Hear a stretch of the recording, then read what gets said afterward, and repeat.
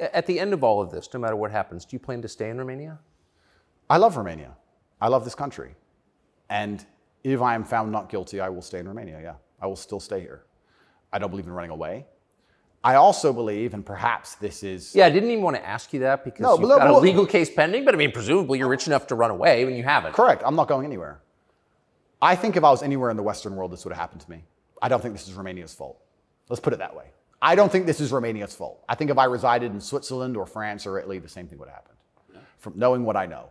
I think it was going to happen to me regardless. And I think I do have a large amount of sympathy, especially amongst the Romanian population. I get thousands of messages a day from Romanians apologizing to me. I think the people here actually like me. My waiter at lunch yesterday is one of them. He wanted you to know, yeah. Oh, amazing. This is what I mean. Everyone understands what's happening. My problem is not with Romania. I don't hold any personal grudges against Romania. I think that this Matrix attack was going to come to me. Basically. What is the Matrix?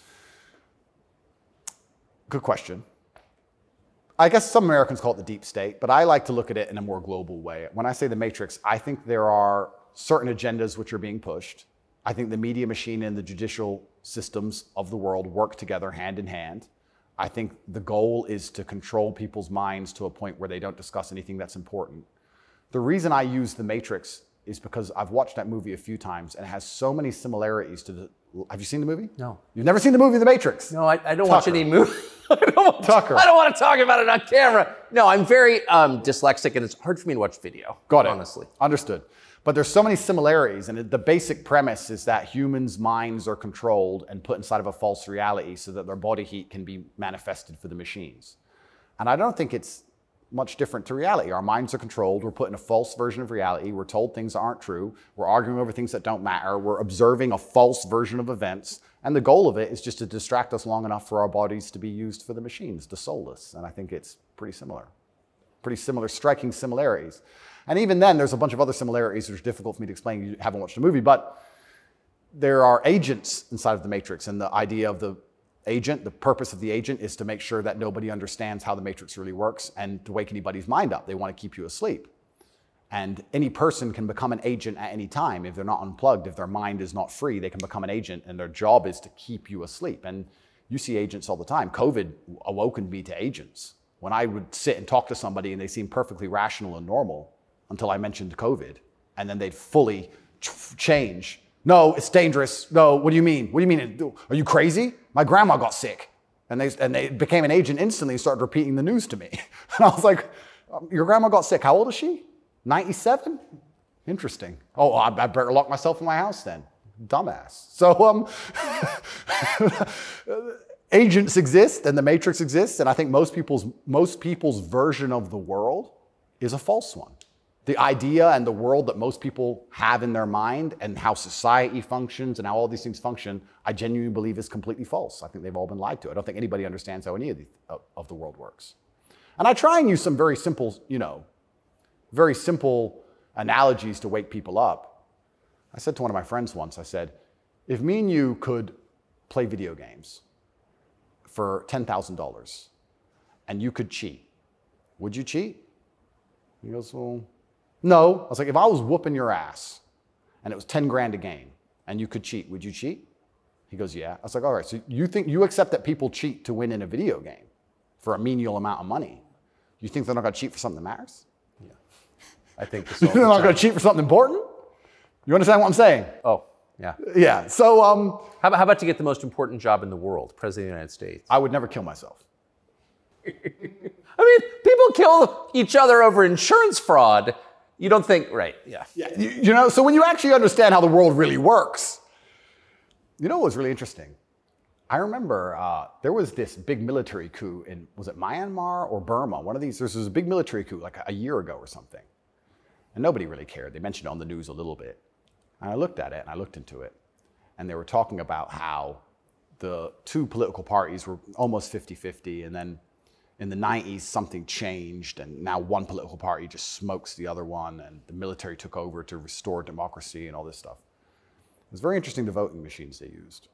Really interesting, something to look into. A lot of countries like that. Philippines, also true.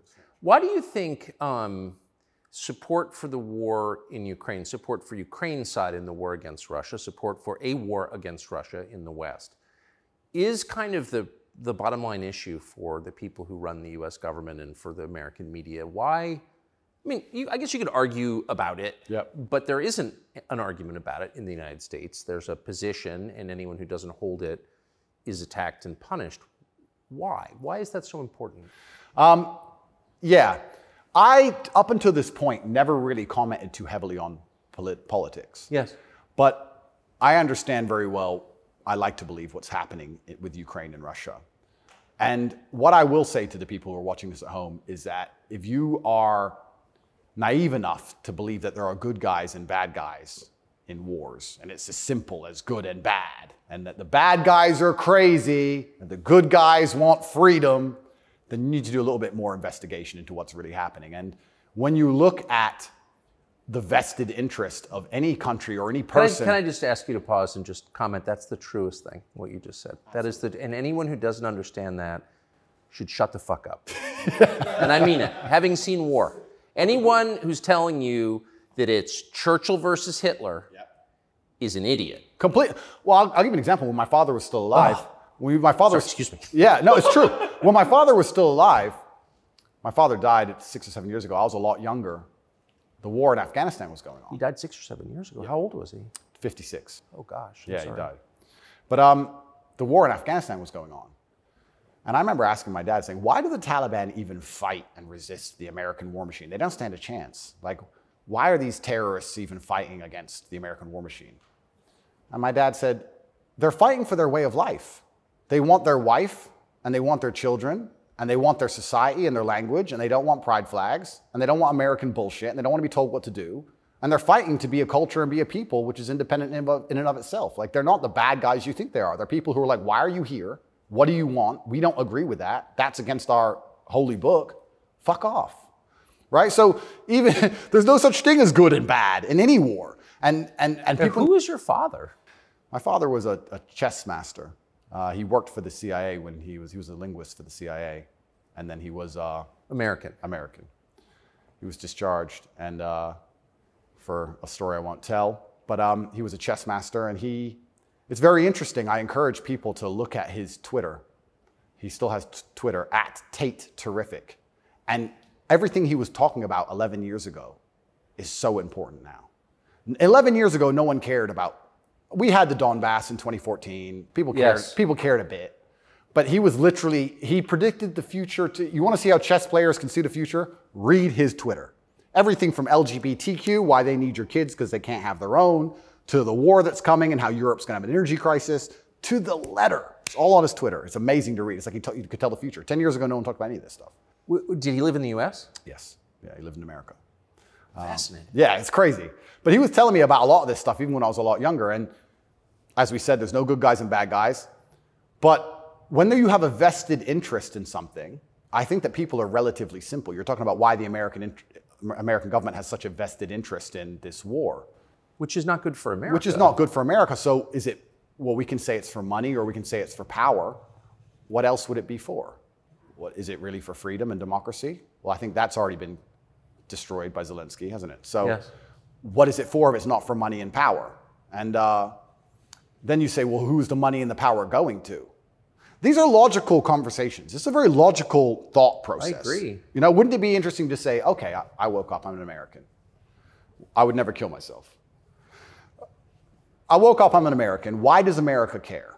Well, I guess it's for money or power. There's no other reason. Okay, well, America wants to be a rich, powerful country. That's fine. Is the money and power going to America, or is it going to a select few individuals? Are those select individuals interested in me and my life? Do they care about benefiting me? Do I need to support the power grab of these select few individuals? Is that going to be a smart move for me to make, for me to have the best possible human experience? Like, this is a very logical thought process. Yes. People don't seem to think anymore. They believe that there's a good guy and there's a bad guy, and one team's completely good and one team's completely bad. One team's crazy. They often use the word crazy because to be completely bad, you have to be crazy, right? So you're crazy. He's crazy just for no reason. Reasonless. It's insanity. I don't know if you saw Lukashenko with the BBC. Did you ever see that interview? No. Oh, brother.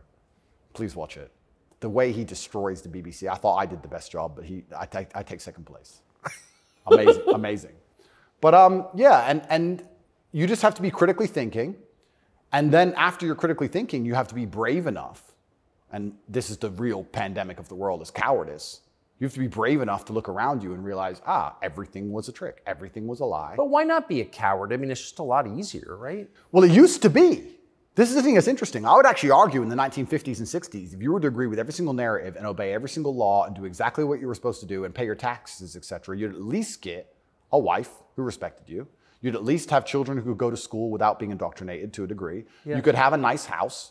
You could have a pickup truck. You could have a pretty good life if you just followed the rules. Yes. I don't think that's true anymore. I think that if you are a man especially, and this is what I talk about masculine issues. If you're a man who is born and you decide to do exactly as you're told, you're going to end up depressed, in debt, working a job that you hate, with a wife who doesn't respect you, with kids who don't listen to you, in a house you don't own, until she leaves you, and then you contemplate suicide a while, and maybe you might find some purpose towards the end, enough to survive and pay your taxes, and then you're gone. I don't think a man who just follows the programming is going to find any happiness. But they don't care. Why would they? They have no interest in masculine happiness. This is another thing that's very interesting. They talk about men's mental health all the time, especially in the UK. I'm not sure about America, but in the UK, they have this big drive for men's mental health, saying that men commit more suicides. A lot more. Because it's hard to be a man. We commit more suicides, we're more depressed, we have all these mental health problems. I come along, I genuinely get thousands of emails a day saying I'm helping men's mental health, but no. You can't help it the way Andrew wants. You can't tell them to go to the gym and stand up for themselves and have pride. What kind of man is going to have a solid mentality and not have mental health issues if he has no pride? That's part of being a man. Part of being a man is proud of yourself. If you wake up and you're not proud of who you are and how you look and the things you say, how are you ever going to have a solid mentality? So when I teach things that genuinely help men's mental health, that's outlawed. No, you're not allowed to do that. Instead, you have to take our version, which is to pretend to care about men's mental health, but not give a shit. Give them a life they know they're not going to enjoy, pay taxes, and die.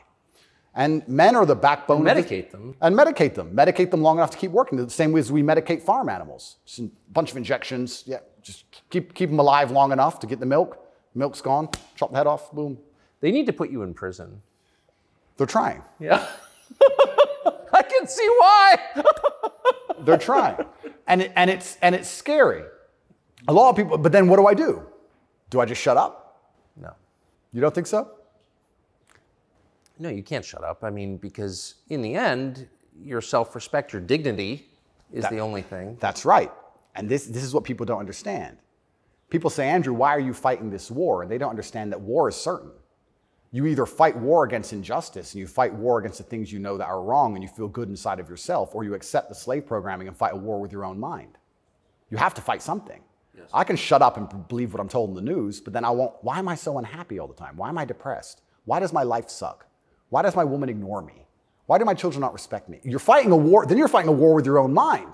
I'd rather have all of me on side and fight against what I know is genuinely evil. You can't escape the battle.